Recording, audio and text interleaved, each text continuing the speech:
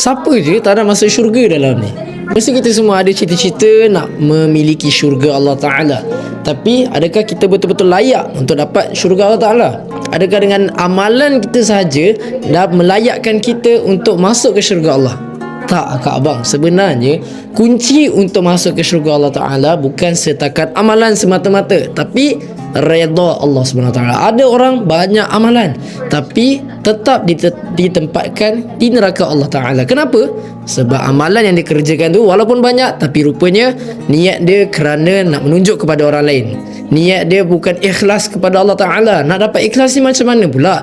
Memang kena paksa diri kita, Kak Abang. Sebab tu sama-sama lah kita istiqamah. Walaupun mula-mula je rasa macam kena paksa, tak apa, Kak Abang.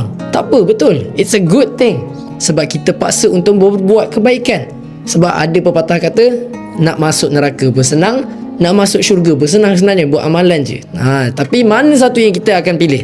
Masuk neraka ke ataupun masuk syurga? Jadi Kak Abang, biar awal-awal rasa macam kena paksa, insya-Allah redha Allah tu akan datang secara rela. Jadi Kak Abang, ingat nak cari dekat mana? Di Nature Section 7 Shah Alam, penuhi rumah kalimah apa-apa Allah nombor 1.